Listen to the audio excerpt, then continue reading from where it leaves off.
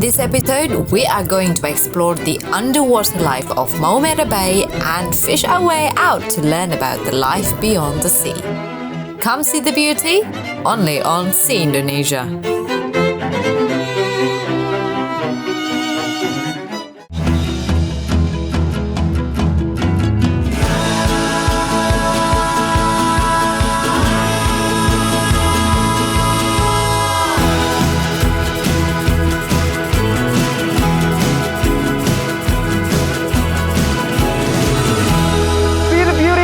Only on See Indonesia.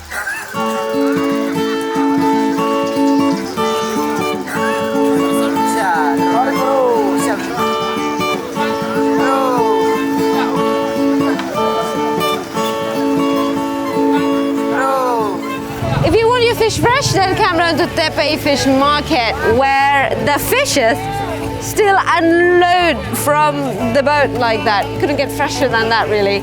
And all these people, you're all waiting for the same thing. Fish. Tepe is the biggest fish market in Maumere. It's located at East Alok on Sika Regency, only 10 minutes away from the city centre, or at least from the hotel where I stay. But Tepe is not just a regular fish market, it's more than that. It's actually a fish auction center. Fishermen and fish merchants from all over Maumere comes here to auction their fish, while fishmongers wait for them in anticipation. Like most auctions, the highest bidder wins the fish.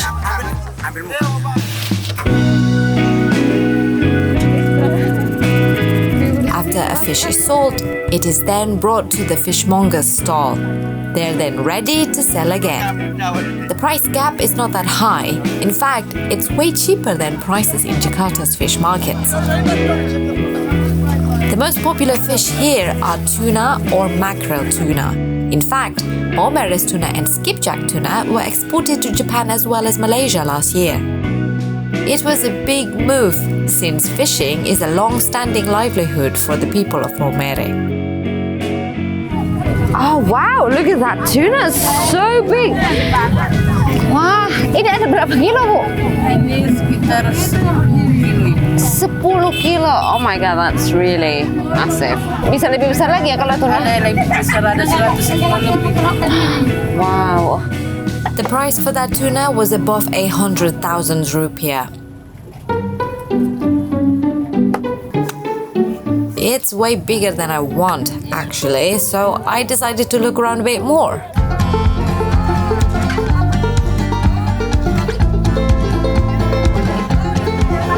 Ibu, ini ikannya ikan apa, Ibu? Nibe. Ini bisa dimasak di apain aja, Bu? Digoreng? Semua.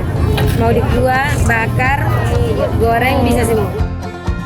In English, nibe is sardinella, I think. I'm still not very sure with that. I'm gonna keep looking.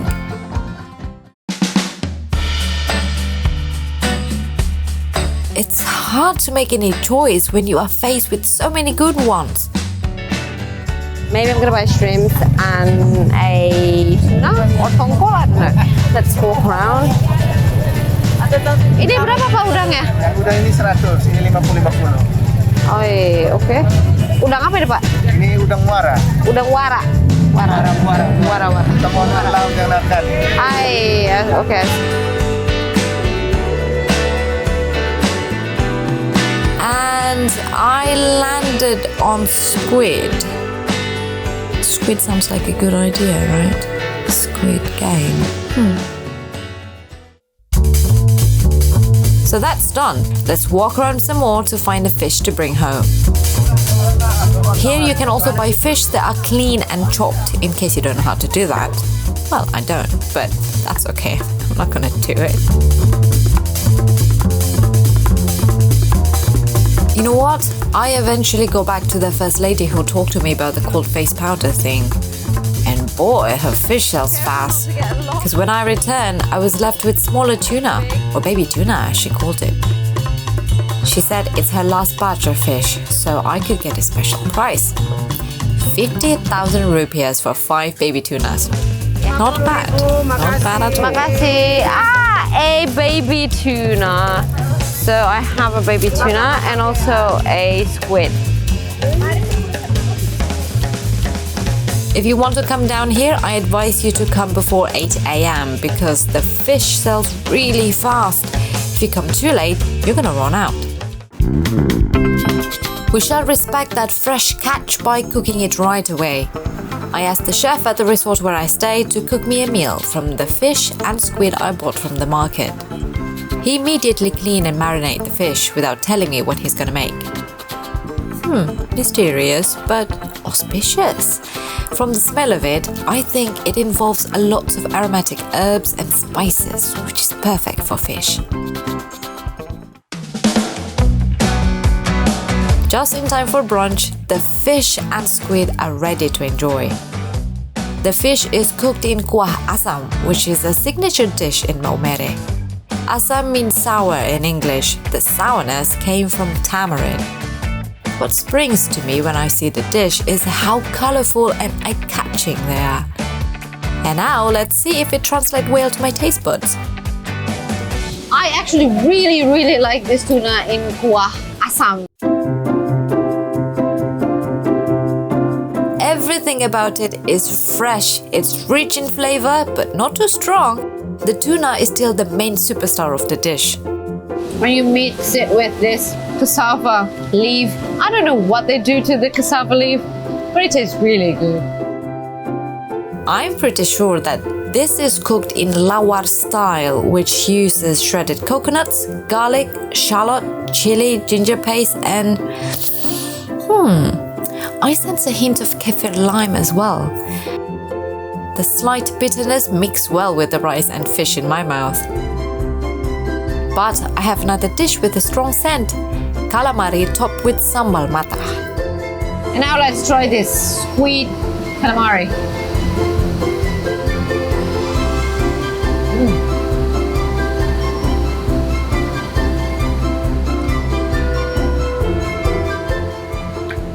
Fantastic. Not rubbery at all. And the sambal is very spicy. Ooh.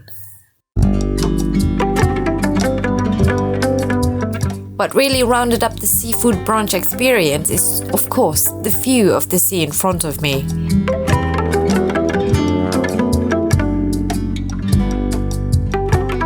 You see, Chapa Resort directly faces the Maumere Bay. From the infinity pool, you can see an island shaped like a mountain. That's the biggest island in Maumere Bay, the Besar Island. I believe that aside from tasty seafood, the sea also provided us with so much story behind it. We shall find out. Stay tuned. Here we are at Maumere Bay. It is an extensive, beautiful bay surrounded by volcanoes, gentle hills, and rimmed by islands. The bay encompasses the whole area around Maumere town, all the way to the east until Tanjung Darat, including the islands of Besar, Dambilah, Pangabatang, Babi, and Pamana. With this wooden board, we will depart from the shore to several diving and snorkeling sites. It seems that the weather this morning is quite kind. The sun is bright and the water is quite calm. Even so, we don't want to be too optimistic in nature. As today's expedition is a bit serious, we will split the team in two. Oswald, a cameraman, and me will go snorkeling. While Sandy, also a cameraman and a human dolphin, will dive with our lovely instructor, Claudia. The reason why we do this is because we are pursuing an ambitious quest to see big fish that many say can be spotted around Maumere Bay, especially during rainy season like this. I personally am very excited to see corals. Well, I am excited. I just didn't get a cup of coffee and it's like 8 in the morning. So yeah. Around 40 minutes later, we arrive at the first drop on the northern side of Pangabatang Island. From a distance, we can already marvel at the blue and Tosco water. Time to gear up! Beforehand, Claudia explained to us what to do and what not to do, what to expect and not to expect to see down there. After that, the diving team would plunge in first.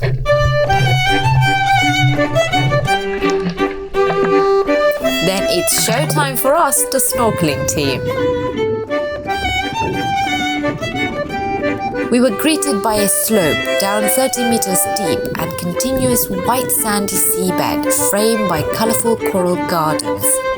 The steep wall descends even deeper, covered with big Gorgonian fans, sponges, hydrozoa and hard corals. Tiny coral fish are bursting out like feather dancing. Some would play hide and seek behind the corals. What excites me is when I see a blue starfish. As pathetic as it may sound, it was the first time for me. Blue starfish mainly inhabit shallow tropical water of no more than 60 meters deep. Coral reefs can be mentioned as the preferred location of the species. Now let's see what Sandy's been doing. Drift along a deep wall covered with huge Gorgonian fans, whip corals, sea fans, green corals and soft coral gardens. School of fish gathered with the red lionfish stalking them.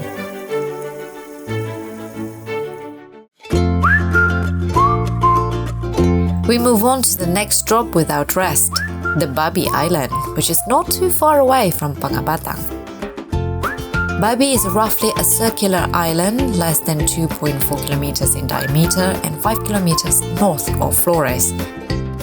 Its maximum height above sea level is 351 meters. The north end is bordered by a wide coral reef and faces the Flores Sea. It was once inhabited by over 1,000 people until fate said otherwise. On 12 December 1992, at 2 in the afternoon, a 7.9 Richter scale earthquake and 7.2 meter tsunami struck the island. Between 263 to 700 of the island's 1,093 inhabitants lost their lives. Our boat crew happened to be the survivor and witnessed the tragedy firsthand. Yahya, the boat owner, was in his early 20s when it happened, while Yakin was around 15. Posisi saya waktu itu ada di pinggir pantai sambil membantu paman kerja kopra. Itu kalian selamatnya gimana itu? Lari. Dia hancurkan lebur ke bawah, kita lari. Air tidak naik. Taunya lari terlambat, kita yang agak sini yang lolos, yang separuh yang sementara tidur kan ada lagi sementara istirahat tidur siang. Yang banyak mati di dalam rumah. Both lost their parents that day. From thousands, only half of them managed to survive. Since then, the remaining villagers relocated to Nanggahale. They may not live here anymore. However, this hut and the goats you see around the island belongs to farmers and fishermen who return from time to time to pick candlenut or dry their fish. The heat on this island is unbearable, not to mention the lack of electricity or access to clean water, making it inhospitable to live in. As I walk around with Mr. Yahya and Yakin, I had such a mixed feelings. They were reminiscing where they used to live and how this place used to look. Kalau dulu rumahnya paman Ini sebelah situ, rumah saya sebelah bawahnya berhadapan. ini ke bawah ini rumah semua. Iya berhadapan kalau dulu semua. Kalau di sini dulu nih kita berdiri nih jalannya lurus, lorong. Karena rumah. Ini rumah, di sini rumah. Yang kita berdiri sekarang ini lorong sudah. Rumah itu berbaris. Berhadapan depan rumah. Hancur semua itu rumah. Iya hancur. Di bawah semua. Di bawah semua. Everywhere I walk, I can only see my own shadow. No busy alley, no children laughing or running in the corners, just complete silence. A big crack on the ground is still visible since the land is now lower and can continue descending over time due to erosion. As you can see, this is, I think, the foundation of the house that washed away by the shore, washed away by the tsunami back then, and then there's also remnants of a house everywhere, which is quite heartbreaking. Not only on the land, the damage was also done deep undersea. The earthquake washed out local reefs around Maumere that once held the reputation as the world's finest diving spot. When you're in Babi Island, be sure to dive in and see the crack that formed in the 1992 earthquake. Located in a reef 20 meters below water, the 7-centimeter crack reaches a length of 30 meters. Nature also breathes a new aquatic life. Soft corals are starting to grow on the rubble, schools of butterfly fish can be seen roaming around the seascape, tiny creatures such as shrimp and nudibranch are in sight. The crack widens deeper down and forms a small cave from where you can see all the way to the surface, while the steep wall from the crack continued to the north side of the island. We might not see what we want, which is big fish, but I see a fragment of Babi Island's dark past, haunted by new hope forming in the depths. For every beauty has its own mysteries. It can take life and give life. Still at the Maumere Bay, today we are going to follow the life of Nangahale's fishermen. Together on a wooden boat, Mr. Yakin, his friend Sarifin, and of course the boat captain, Mr. Yahya, cruise together to Pangabatang Island yet again. Normally they would leave earlier than 7 in the morning, but since we want to follow the activity, they start a bit late.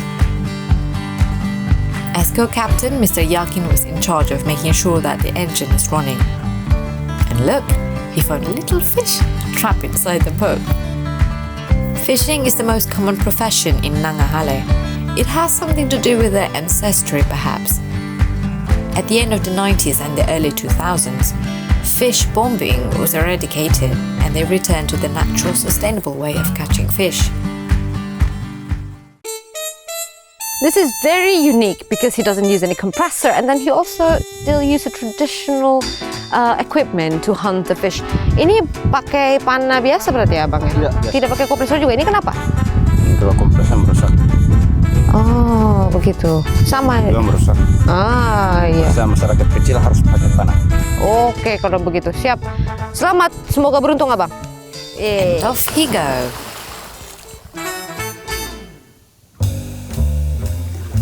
Aside from him, his friend Sarifin is getting ready for his own catch. He unloads the smaller boat. What is he doing? That can't be the normal way of rowing the boat.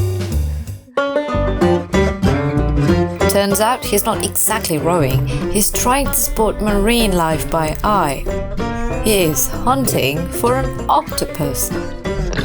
Sarifin has been an octopus hunter for 12 years now. He is quite famous in Nangahale because he rarely comes home empty-handed. He always comes back with a catch. Well, I wish I could be more helpful, but at this stage I'm just gonna chill on the main boat and watch him from the distance. Hours pass and I grow uneasy. So why not, I guess. I'm gonna come down and help him. It's not like every day I get to hunt an octopus.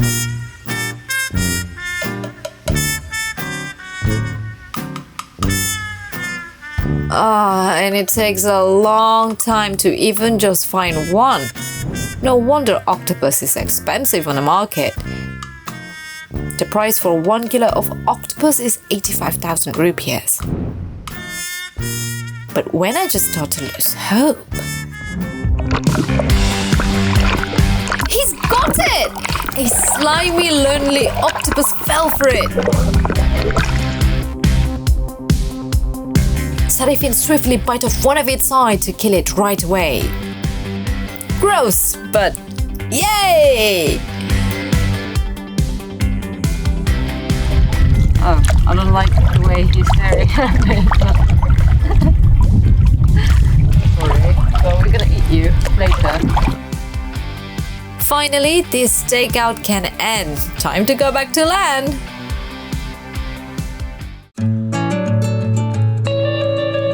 Nangahale is a village at Talibura sub-district around 40 kilometers from Maumere. It is where the remnants of Babi Island's population live since 1992. Building new life was rough at first. Most residents rely on farming and fishing, but in Nangahale they couldn't find any land to farm. That's why some decided to periodically go back and forth to Babi Island and take care of their farm there. But some have cultivated another commodity which is abundantly available for free: salt. So close to the sea, it's no surprise that most of the villagers in Nangahale are fishermen. But not only fishing, they're also turning seawater into a sea salt. Around 60 huts lines up the shore. For years, Nangahale villagers have been traditionally making salt. No high-tech equipment is in sight, everything is done manually. They are still using wood from the nearby forest to boil seawater, like mukhlis and mudare. Even though both of them are above 50 years old now, they are still making salt together. Laris terus apa gimana, Pak? Laris. Oh, laris ya? Oh, berarti setiap harinya Bapak bisa buat berapa itu? Setiap hari ini kalau ibu masak 5 karung, kalau kita taruh 2 hari 10 karung bisa antar. Ah, gitu. Bapak antar ke mana-mana gitu. Ke Maumere. Besok mau antar ke Maumere besok. One sack weighs around 50 kilos and he sells it for 200,000 rupiahs. Nowadays, Mudaya work alone in making the salt. You probably think that extracting salt from salt water is easy. In general, there are 2 methods in making salt the traditional way. The most common is probably the sun-dried process. But that requires vast swaths of arid land where seawater can be brought in to be evaporated by the sun and wind. With narrow landmass, abundant rainfall and high humidity, it is harder to make salt here.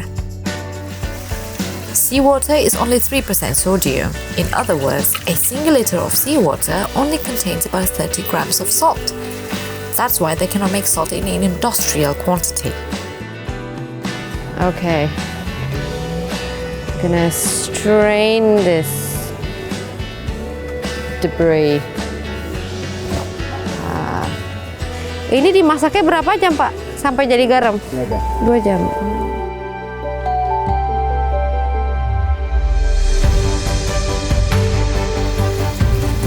At the end of the day, salt making is something that exists from one generation to the next.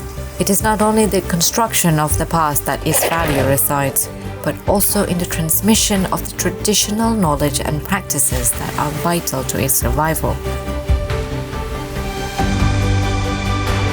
This reflected not only on the specific constraints and opportunities of the natural environment, but also in a unique socio-economic context that views the local people's dependence on natural resources.